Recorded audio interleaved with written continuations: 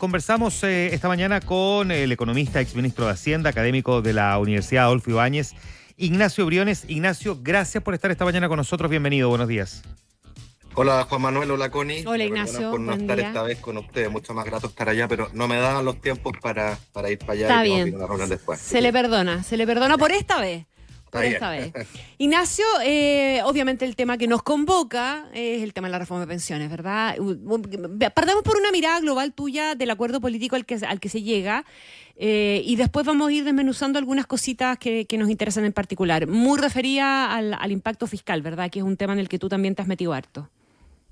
Sí, a ver, la mirada global. Yo creo que cuando la política es capaz de hacer delivery y delivery en una cancha razonable, de acuerdos razonables, yo creo que es una buena noticia, sobre todo por un tema tan postergado, tan urgente, que tiene varios riesgos que vamos a conversar en esta entrevista en caso de no hacerse. Entonces, yo me quedo con la mirada de David Bravo, por ejemplo, que es una de las personas que más saben, si no la que más, y una persona bien ponderada que dice que este acuerdo es bueno y es un acuerdo que hay que apoyar. Me quedo también con las palabras de José Antonio Guzmán, histórico empresario de la derecha, Expresidente de AFP. expresidente de FP Ávila, que tiene una mirada parecida, ponderada. Y yo invitaría a la ponderación. Obviamente que los proyectos de ley complejos, la reforma, son sujetas de crítica. Si nadie está blindándola de la crítica, yo invitaría a tratar de mirar esto en su conjunto, una mirada global, en una perspectiva de futuro, y no simplemente apoyarla porque hay que apoyarla, porque aquí lo que estamos hablando es algo bien relevante, y por eso mismo también que debe ser analizada con detalle, ¿no? Y con buenos argumentos. Y había un grupo de senadores que han trabajado no los últimos meses, están hace un buen año ya trabajando durísimo en aras de buscar las mejores fórmulas para cuadrar, para poder sacar esto adelante.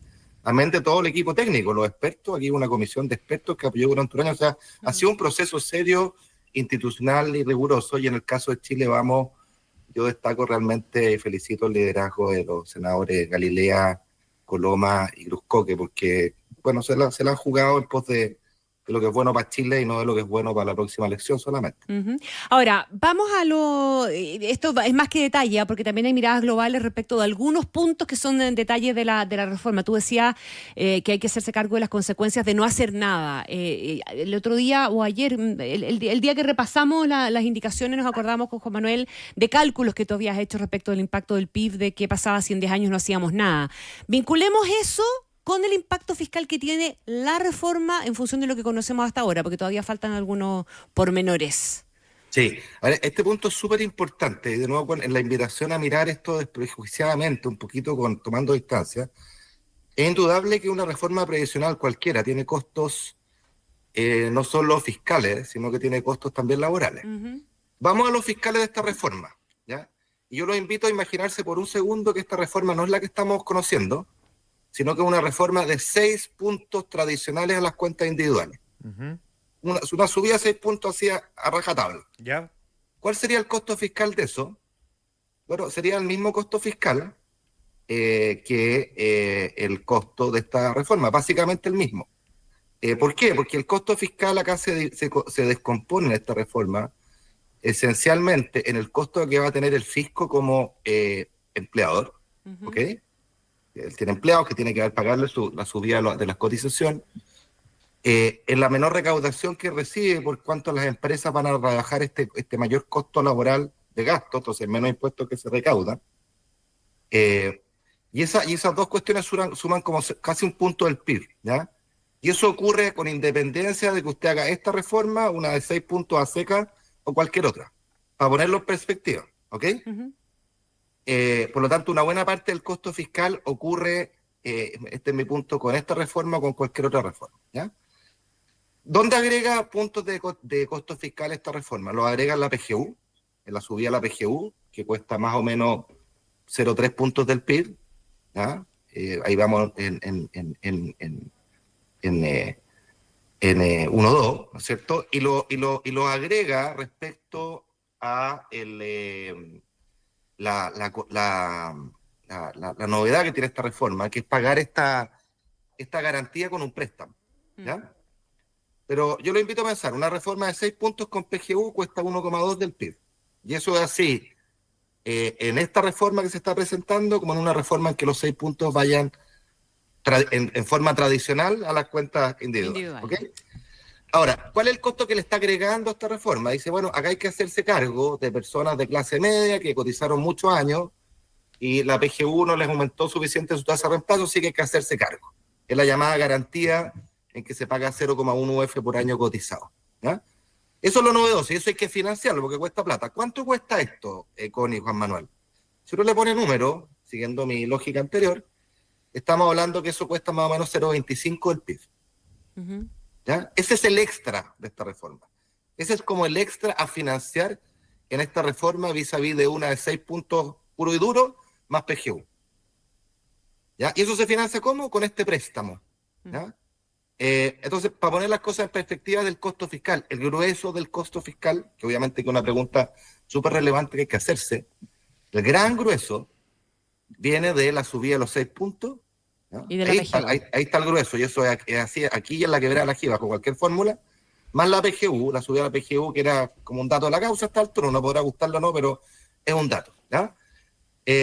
Y digo esto porque también aplica para la crítica al impacto en el mercado laboral. Yo he escuchado mucha gente que dice, no, mira esta reforma, el costo laboral cómo sube. Bueno, habrá que decir que si hubiéramos hecho otra fórmula, el costo laboral sube igual. No, si el costo laboral iba a subir de todas maneras. Llama mucho la atención ese argumento. La pregunta que uno le hace, Juan Manuel, entonces, en ese caso, ¿no hacemos reforma? Claro, o sea... Y volvemos a esa pregunta, ¿no? Claro, por cierto, un aumento de la cotización con un sistema como el que tenemos inevitablemente tiene un costo laboral. O sea, mira, el tema es cómo uno trata de acotarlo. Ahora, déjame volver un paso atrás, Ignacio, en esta descripción, que creo que la manera en que la expone es bien clarita, ¿no?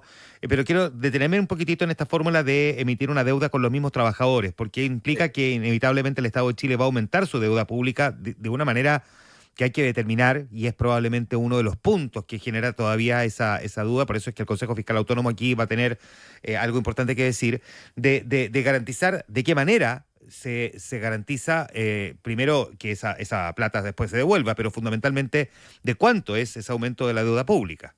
Sí, súper buena pregunta también. A ver, vamos por partes, ¿no? Y acá tratemos de hacer un poquito de orden de los factores. A ver. Esta reforma hace una cuestión fundamental, y quiero volver sobre ella más tarde, la dejo anunciar, que es que habilita a la política a que le empecemos a meter ahorro al sistema. Uh-huh. Y harto ahorro, lo necesitamos, porque un sistema de pensiones no es sostenible sin ahorro. El ahorro es lo único que permite afrontar la transición demográfica, el reparto lo destruye. ¿Ah? Es lo único sostenible el ahorro, y a este sistema le falta ahorro porque cotizamos poco y porque le pegamos un mascón de 25% con los responsables de retiro. Por lo tanto, si no le metemos ahorro, este sistema de ahorro va a colapsar. No es sostenible. Lo digo así de claro, así de simple. ¿Ya? Si no le metemos ahorro, el fisco va a tener que hacerse cargo del ahorro que no le metimos, que era la pregunta original de la Connie. Uh-huh.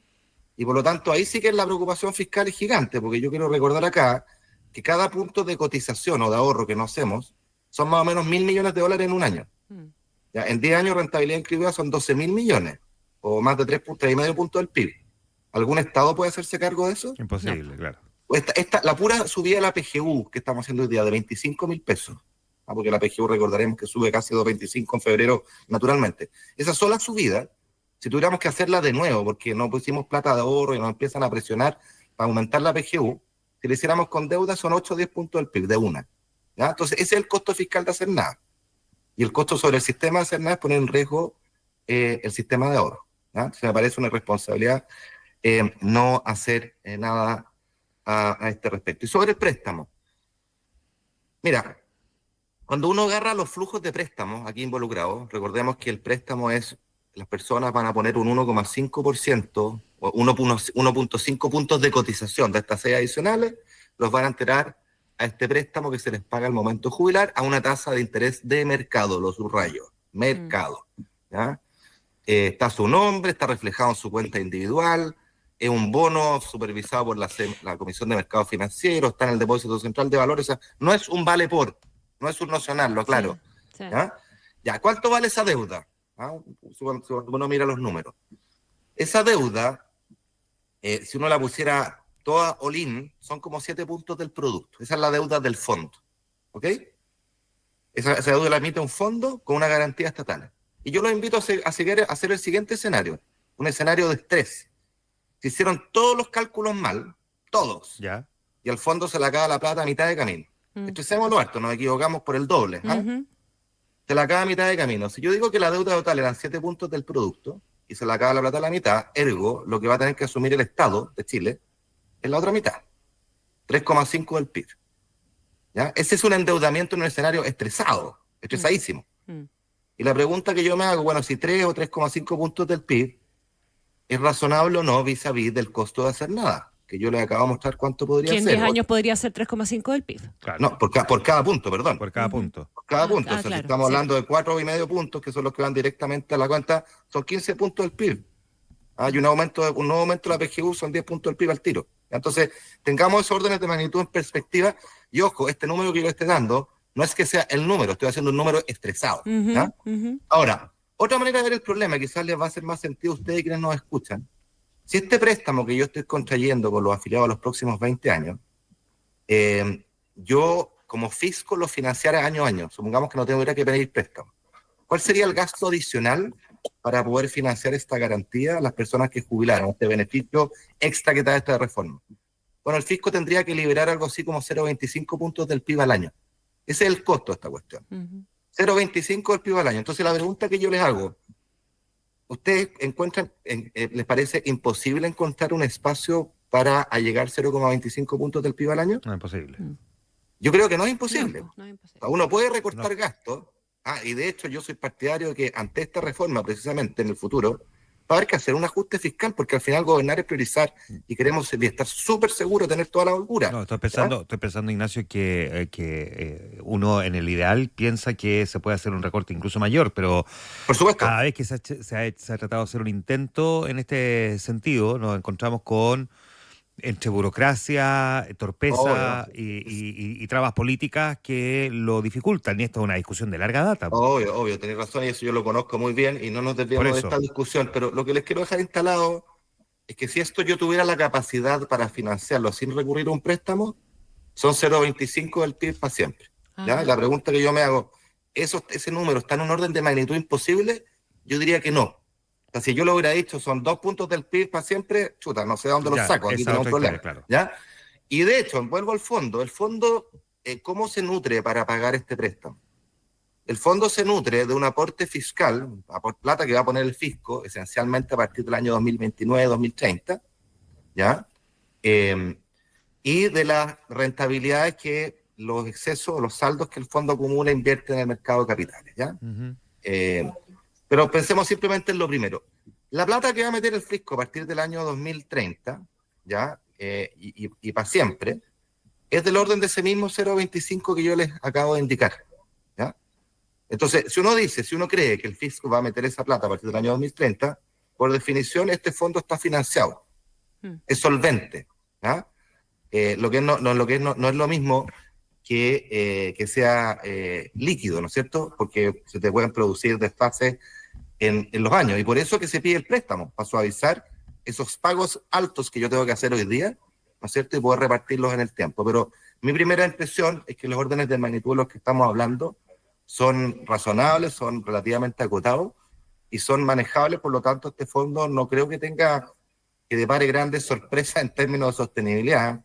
Y yo creo que esa es una discusión muy importante que vamos a tener que dar, que el CFA obviamente tiene que pronunciarse, para eso tenemos esa institucionalidad, ocupémosla, Ignacio, valorémosla y démosle tranquilidad y legitimidad a esta reforma en todos sus aspectos, incluyendo el fiscal con doble cheque. Vamos a los cheques que hacerle al tema del costo laboral, que es el otro gran impacto y respecto del cual básicamente están reaccionando el mundo de la empresa.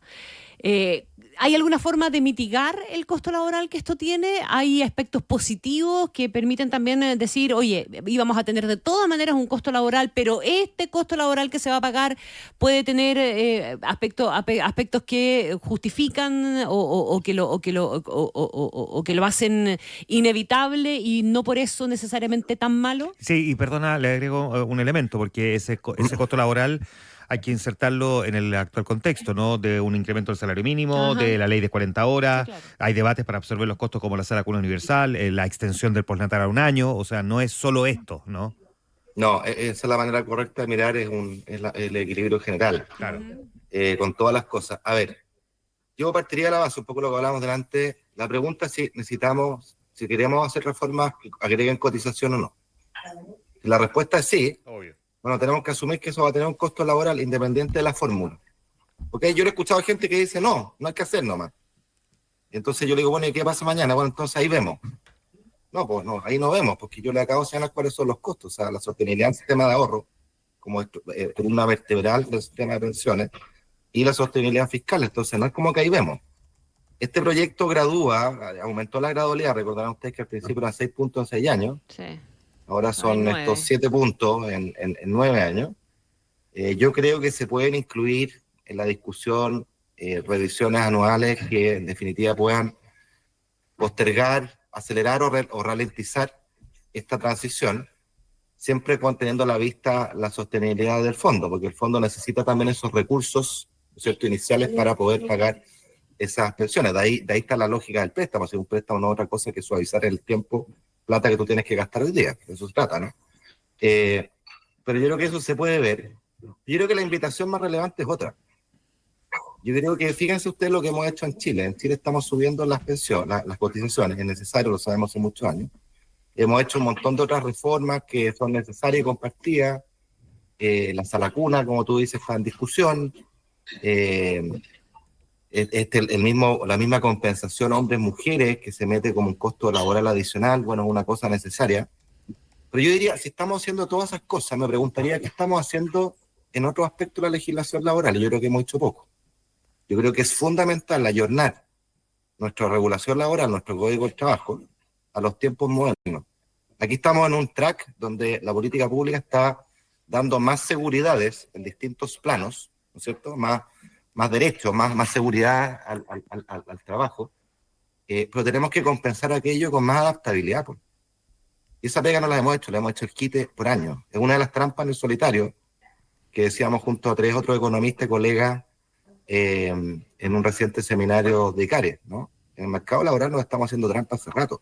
Nuestra regulación no conversa con el siglo XXI y con la adaptabilidad que esto requiere. Entonces, Sí, porque, yo volvería a una fórmula como la que puso el ministro Velasco hace años atrás, la flexiseguridad, ¿se acuerdan ustedes? Sí, claro. Pero eso es, hemos avanzado en seguridad, pero no hemos hecho mucho en adaptabilidad o flexibilidad, y eso es fundamental abordarlo, porque si no, la ecuación no cierra, ¿te fijas? Ahí hay un elemento adicional, porque hay quienes dicen que esto puede tener esta presión sobre los costos, porque al final la empresa calcula el costo de empresa, no de cada trabajador, y es la manera correcta de mirarlo. O sea, esto es lo que yo tengo por cada trabajador y a partir de ahí cuáles son los descuentos, ¿no? Pero que puede empujar a un aumento de la informalidad laboral. Es cierto, claro que es cierto, y por eso dentro de las otras cosas que nosotros tenemos que hacer es reforzar la fiscalización para combatir la informalidad y ponerle zanahoria para eliminar la informalidad laboral. Una de las cosas que no solo garrote y hemos estado hablando es pagar por ser formal, es un subsidio al empleo formal, o un impuesto negativo al ingreso que le diga a la persona, mire señor, usted se saca la mugre trabajando, no le alcanza, pero es formal, aquí tiene un cheque a fin de mes, un premio directo a su bolsillo que lo recibe usted y no el que es informal. Entonces, tú tienes toda la razón, y hay que manejar todas esas perillas, porque en duda, a ver, pero bueno, el punto de fondo, aquí estamos haciendo un montón de cosas laborales en el mercado laboral. Esta yo creo que es una necesaria, fundamental, pero estamos dejando de hacer otras que también son necesarias y que dicen relación con cómo el mercado laboral tiene más adaptabilidad pactada, como dice Osvaldo Aldrae. Yo creo que vaya, hay que moverse y esa es la parte que tenemos que abordar a continuación, porque si no, un sistema rígido con todas estas prestaciones que son muchas de ellas fundamentales, no conversa bien. Ignacio. Y, oye, una cosa importante, que esto se olvida decir, es cierto que el costo laboral ocurre en el corto plazo. En el mediano y largo plazo toda la evidencia muestra que esto se va a salario, o sea, lo suman los trabajadores, ¿ya? Sí, entonces, obvio. Una transición larga también te permite internalizar eso. Y ustedes dirán, bueno, ¿y cómo se va a salario? Bueno, porque a medida que pasa el tiempo yo tengo posibilidad de renegociar contratos, o desde ya cuando contrato a alguien, lo contrato bajo las nuevas condiciones de costo. Así que para tenerlo a la vista también, que no es solo costo empresa, amén de que el costo empresa también hay un 27% que lo asume el fisco, porque esto se va a gasto, por eso que el fisco tiene un costo Claro. fiscal de hacer esta reforma. Ahora, el proyecto establece las indicaciones y probablemente es parte interesante de la ecuación que logró construirse en esto, porque tiene cuestiones de mercado y tiene cuestiones de Estado, ¿verdad? O sea, hay mayor presencia del Estado en algunas áreas, pero también hay una cierta consideración con factores que tienen que ver probablemente con la lógica más de mercado, como el establecer incentivos, beneficios asociados a incentivos y también algunos incentivos justamente para combatir la informalidad. ¿Te parece que esos incentivos y esos beneficios acotados a determinadas condiciones puedan tener un efecto positivo? ¿Tú te refieres a cuáles? Por ejemplo, los incentivos a cotizar, el beneficio por tiempo cotizado, independiente de los años, pero el 0,1 en función del tiempo que tú lleves cotizado, en el caso del acceso al 100% de la jubilación o del seguro social para las mujeres cuando tengas 65 años, un incentivo a cotizar más tarde. Me refiero a incentivos en términos generales, ¿verdad? Como premios a... Bueno. Y también respecto de la informalidad, o sea, el que tú tengas cotización te permite acceder a, si no, no. Voy por parte. El de las mujeres sí, tiene ese incentivo y es valioso. ¿Y por qué sí? Porque implica, opera sobre una decisión que está a 5 años plazo, de 60 a 65. Y el cambio en la pensión que tú puedes tener si eres mujer y decidiste ahorrar esos 5 años, dado que te van a dar un extra, una sobreponderación, producto de la compensación de expectativa de vida, el premio es grande Claro. para pocos años, ¿ok? Claro. Voy al otro caso, el de la 0,1 UF por año cotizado. No, eso yo creo que no tiene ningún impacto. Ya. Por una razón súper obvia. Porque algo que ocurre en 40 años más en tu vida, un beneficio de, pongámosle que juntaste 2,5 UF en 40 años más, no te mueve la aguja hoy día. Todos tenemos una tasa de descuento gigantesca, tenemos una valoración por el presente gigantesca, y si no, pregúntale a los retiros, ¿qué fue eso? Sí. Y eso es particularmente cierto en los sectores más vulnerables e informales. Todo lo que vale es el consumo automático, porque no tienen capacidad de ahorro. Entonces, el valor presente de cualquier beneficio que ocurra en 40 años con una tasa de descuento muy alta es cero. O sea, no te mueve la aguja. Ahora, el proyecto sí introdujo una cuestión que yo creo que era central. No sé si para incentivar la formalización laboral, pero al menos para no exacerbar la informalidad. En su versión original decía que esta cotización extra era solo para los trabajadores dependientes, es decir, los con contrato de trabajo. Claro. No incluía a los independientes. Ahora sí. ¿Ya? Y ahora lo incluye, lo que es de toda justicia en primer lugar, pero en segundo es estrictamente necesario porque atendiendo al costo laboral que hablábamos recién, si yo tengo la opción de contratar a alguien con contrato o con boleta, si en el segundo caso me ahorro el 6, lo contrato con boleta, entonces iba a haber un drenaje del sistema y un arbitraje gigantesco. Así que por suerte eso entiendo, ahora que seguir lo que se está corrigiendo y es importante que se haga. Oye, otra cosa que no hemos hablado, pero que yo quería mencionar así como de nuevo de esta mirada desde el platillo volador, de tratar de ver la macro película, la macro imagen. Porque en la derecha ha habido mucha crítica, mucha discusión. A mí me parece tan evidente que desde la centro derecha acá se ganó una cuestión fundamental, que es proteger un sistema de pensiones basado en el ahorro. O sea, eso, ¿qué podría ponerlo en duda? Y que esto vaya a las cuentas individuales, sin perjuicio del préstamo que estamos hablando. Ese préstamo transitorio queda registrado en las cuentas individuales y tiene un título atrás y está pagado tasa de mercado. Y es heredable. Y es todo. Entonces, no sé, es como cuando uno hace una escandalera, francamente, por como si esto fuera del otro lado, digamos. A mí me cuesta entenderlo. Y de nuevo invitaría a mirar con tranquilidad la película en alto y valorar esta reforma obviamente que nada es perfecto y tiene problemas y hay cosas que se perdieron, que se propusieron y quedaron en el camino, pero bueno, todo acuerdo implica que las partes ceden. Yo creo que este es un acuerdo más que razonable, un buen acuerdo desde la perspectiva de lo que yo creo al menos que es un sistema de pensiones basado en el ahorro, que es lo único que lo hace sostenible. Y es lo que habilita esta reforma a empezar, insisto, a meterle ahorro, porque si no le metemos ahorro, este sistema de ahorro que valoramos, que queremos, que además es bueno para la economía, para el mercado de capitales, para las personas, se nos va a ir, no es sostenible, punto. ¿Te parece comprensible la actitud de republicano, de Johannes Kaiser, de los socialcristianos, etcétera, de oponerse y quedarse fuera de la foto de este proyecto de reforma? Sí, me parece súper comprensible, porque esa es la parada en la que estamos mucho de forma de actuar política, digamos, apelar a la trinchera, al nicho. no hay propuestas alternativas. Yo creo que la crítica siempre es bienvenida, pero tiene que venir con propuestas, si no, no resulta. Pero me parece comprensible, es lo que yo hubiera esperado, de hecho. Y por eso yo valoro que la centro derecha dé una señal de gobernabilidad, la gobernabilidad en el mundo real con guitarra y no en el mundo imaginario, en democracias con acuerdo. No se trata de cualquier acuerdo, pero buenos acuerdos razonables. Yo creo que Chile vamos a estar dando pruebas de esa conducción, que es lo que necesita el país, ¿no? Gobernabilidad es la palabra clave. Por cierto, este proyecto le queda discusión, le queda darnos a todas las garantías de que es fiscalmente sostenible. Para eso tenemos una institucionalidad nueva, valiosa, que yo creo que no solo es necesaria para validar esa institución, sino que además para darle toda la legitimidad a este proyecto.